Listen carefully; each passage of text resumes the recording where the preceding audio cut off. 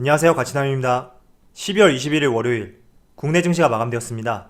오늘 코스피는 0.2% 오르면서 2778포인트에 마감이 되었고요. 코스닥 같은 경우에는 약 0.6% 상승이 나오면서 953포인트에 마감이 되었습니다. 그리고 삼성전자, 오늘 지난주 금요일하고 동일한 가격이 마무리가 되었죠. 그리고 SK하이닉스 약 2% 하락이 나오면서 11만 6천원에 마무리를 하였습니다. 최근에 삼성전자하고 SK하이닉스, 여러분들이 한편으로는 지루한 구간이다, 이렇게도 생각이 될 수 있다고 보여지거든요. 그런데 최근에 달러 흐름을 봤을 때 아마도 이런 흐름에 대해서 조금 더 이어지지 않을까, 저는 조심스럽게 생각을 해보고 있습니다.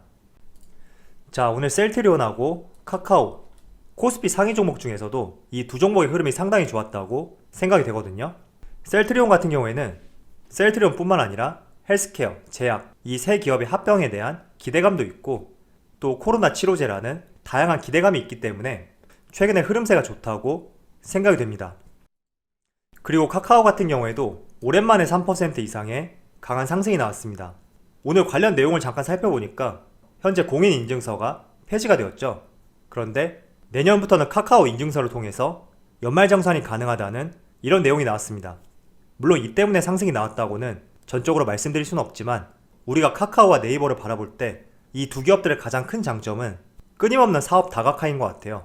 그래서 우리가 이 두 기업을 바라볼 때 사업 다각화라는 이 두 기업만의 장점을 바라볼 필요가 있다고 저는 생각하고 있습니다. 자, 그럼 바로 수급을 한번 살펴볼게요. 자, 코스피의 수급을 살펴보면 오늘은 기관만 소폭 순매수를 보여주었고 개인과 외국인은 소폭 순매도를 보여주었습니다. 자, 이번에는 코스닥을 살펴보면 코스닥은 외국인과 개인, 양매수가 들어오면서 오늘 코스피보다 비교적 양호한 흐름을 보였다고 말씀을 드리겠습니다.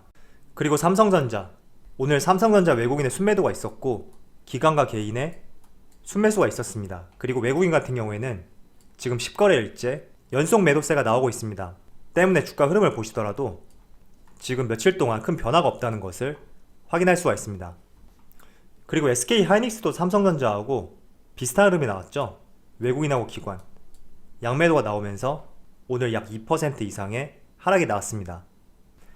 반면에 카카오 같은 경우에는 외국인과 기관의 양매수가 들어왔는데 과거를 살펴보시면 비교적 강한 매수 물량이 들어왔습니다. 그래서 오늘 좋은 흐름이 나왔다고 확인해 볼 수가 있고, 그리고 셀트리온 같은 경우에도 오늘 기관과 외국인 양매수가 들어왔고 3거래일째 기관과 외국인의 매수 물량이 들어오면서 좋은 흐름이 나오고 있다고 말씀을 드리겠습니다. 자, 그럼 바로 주체별 매매 동향에 대해서 살펴보도록 할게요.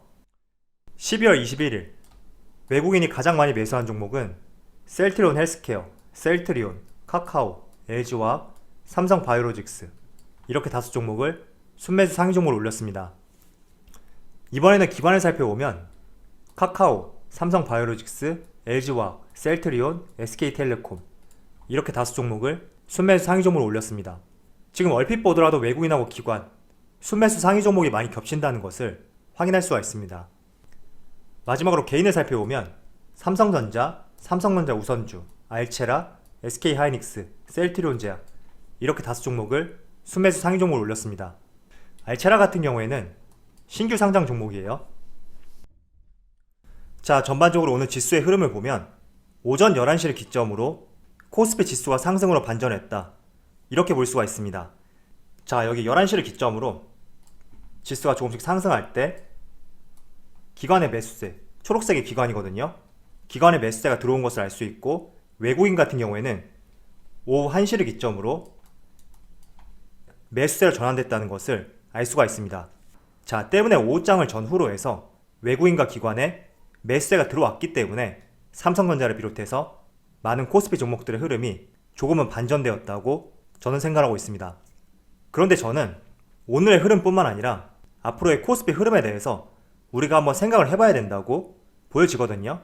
어떤 말씀이냐면, 자, 코스피 지수를 최대한 압축시켜가지고 여러분들에게 보여드리고 있는데, 지난 3월달 1439포인트였던 코스피 지수가 100% 조금 안되게 강한 상승이 나왔습니다. 그래서 혹시나 여러분들의 수익률 기준이 2021년에도 올해와 같은 수익률을 맞춰져 있다면 굉장히 내년 시장에 대해서 힘들어질 수가 있습니다. 올해와 같은 시장은 1월, 2월, 3월 초까지를 제외한다면 코스피 역사상 가장 황금기였던 시기였습니다. 그렇기 때문에 내년에 반도체 시장이 빅사이클이 온다고 하더라도 올해와 같이 큰 시세를 분출하기에는 어려울 수가 있습니다. 물론 반도체 업황뿐만 아니라 대다수의 업황들이 마찬가지라고 생각이 됩니다.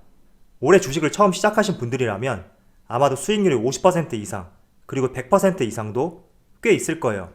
그렇지만 올해 같은 경우에는 주식 역사상 그 어느 때보다도 황금기였기 때문에 항상 여러분들이 내년에 투자를 하신다고 하더라도 너무 기대치를 높여잡지 말자, 이런 말씀을 드리고 싶습니다. 자, 과거를 보시더라도 이렇게 박스권 구간 상당히 오랫동안 지속이 되었었고, 또 증권사에서 많게는 3200포인트까지 상승이 가능하다, 이런 의견들이 있잖아요. 그런데 현재 구간에서 3200포인트까지 가기 위해서는 약 4,500포인트 이 정도의 상승 여력밖에 남지가 않았습니다. 그래서 조금은 아무리 내년 시장이 좋다고 하더라도 올해와 같이 엄청난 상승세에 대해서 기대를 하게 된다면 여러분들이 투자를 하시는데 조금 어려워질 수가 있으니까 올해 수익을 많이 보신 분들이라도 지금 이 수익률이 평균 이상이구나, 이런 생각을 해주시면서 우리가 코스피 지수와 코스닥 지수를 바라볼 필요가 있고 투자 계획을 세울 필요가 있다고 저는 생각하고 있습니다. 자, 몇 종목을 한번 살펴볼게요. 대주전자재료, 이 종목 같은 경우에도 실리콘 음극재를 생산하는 기업이고 2차전지 대표적인 소부장 기업으로 분류가 되어 있습니다. 그리고 올해 주가 상승률을 보시면 8,600원까지 내려갔던 해당 종목이 지금 47,000원이니까 거의 5배 가까운 상승이 나왔습니다. 또 에코프로비엠, 이 종목도 3월 초만 하더라도 6만원이었거든요.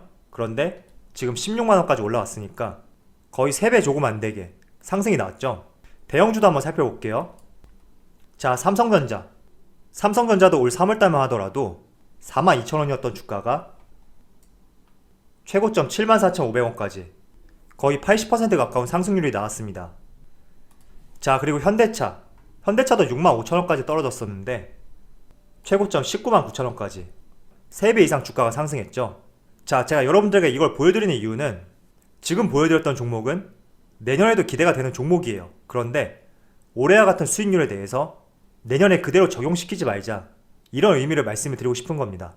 아마도 주식을 투자한 지 얼마 되지 않은 분들이라면 이런 기준점에 대해서 정리가 되어 있지 않을 거예요. 그렇다 보니까 올 3월달에 진입하신 분들이라면 수익률이 100%, 200% 이렇게 많이 나신 분들도 계시는데 그 수익률이 2021년에는 적용되기가 힘들 수가 있거든요. 그래서 여러분들에게 내년 시장에 대해서 분명히 흐름이 좋을 것으로 예상이 되지만 올해와 같은 수익률에 대해서 기준점으로 삼는 시점은 아니라고 말씀을 드리기 위해서 한번 차트와 같이 보여드렸습니다. 그래서 여러분들이 투자를 하시는데 이런 부분들이 조금은 참조가 되었으면 좋겠습니다. 자, 이어서 어제 미국에서 9천억 달러의 경기 부양안에 대해서 잠정 합의를 하였다, 이런 기사가 발표되었습니다. 미국의 경기 부양안에 대해서는 그동안 트럼프 대통령이 꾸준히 제기를 했었는데 선거 이후로 미뤄졌죠. 그리고 선거가 지난 시점에서 합의점을 찾지 못했지만 오늘 잠정 합의 발표가 있었습니다.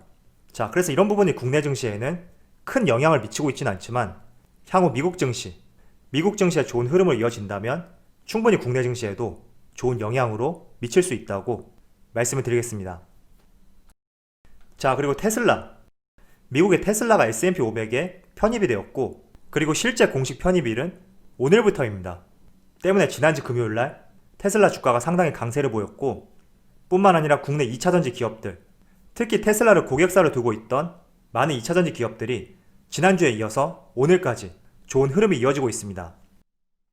자, 지금 테슬라의 차트를 보시면 금요일날 6%의 강한 상승이 나왔어요. 그래서 지금 695달러를 기록하고 있고 거의 700달러 근처까지 올라왔다는 것을 알 수가 있습니다.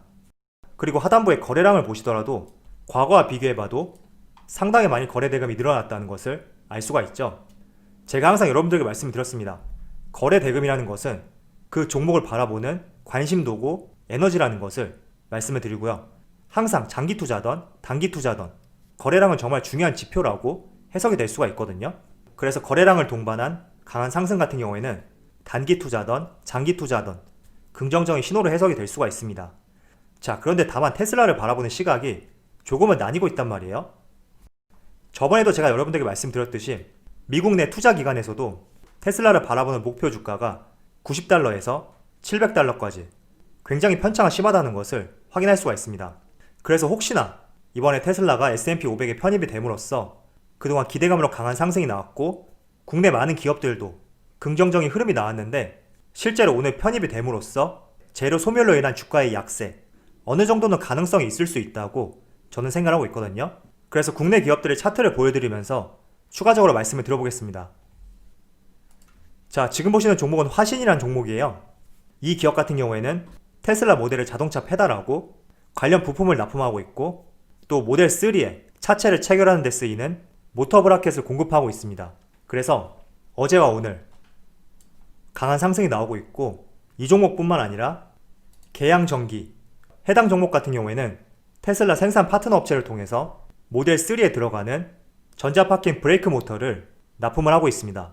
그래서 어제와 오늘 약 30% 가까운 강한 상승이 나오고 있고 그리고 또 여러 종목이 있죠. 명신산업 이 종목은 신규 상장 종목인데 지금 며칠째 상한가가 나오고 있거든요.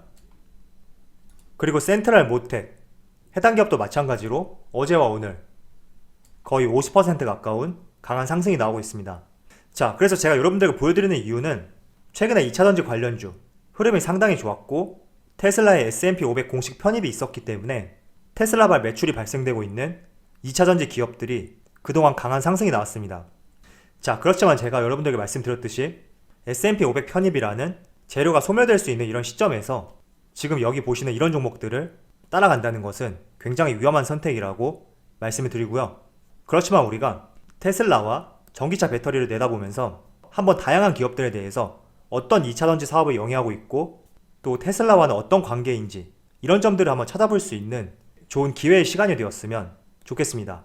제가 누누이 말씀을 드렸지만 지금 2차전지 올해뿐만 아니라 내년 그리고 내후년까지 지속적으로 이어질 수 있는 주도 섹터란 말이에요. 때문에 주도 섹터에 대해서는 우리가 삼성 SDI, SK이노베이션, 에즈와 뿐만 아니라 2차전지 소부장 기업들 그리고 더 나아가서 2차전지 대장주로 분류되는 테슬라하고 직접적인 관계를 맺고 있는 이런 기업들도 미리 알아놓는다는 것은 우리가 지금이 아니라 나중에 좋은 시점이 왔을 때 그때 다시 투자를 할 때 투자할 수 있는 시야를 넓힐 수 있다고 생각을 하고 있습니다. 그래서 반도체, 2차전지, 바이오, 그 외 유망한 섹터들 있죠. 이런 유망한 섹터들 같은 경우에는 대장주를 중심으로 중소형주까지 한번 여러분들이 공부를 해보시면서 투자의 시야를 넓힐 수 있는 시간이 되보셨으면 좋겠습니다. 자, 제가 중반부에 말씀을 드렸듯이 올해는 그 어느 때보다도 코스피의 상승이 강했던 한 해였습니다. 그래서 올해와 같은 가파른 상승, 내년에 우리가 기대하게 된다면 조금은 심적으로 힘들어질 수가 있으니까 내년 계획을 세우실 때 올해의 수익률에 대해서는 조금 머릿속에서 지우면서 다시 새롭게 출발한다는 마인드로 계획을 세워보셨으면 좋겠습니다.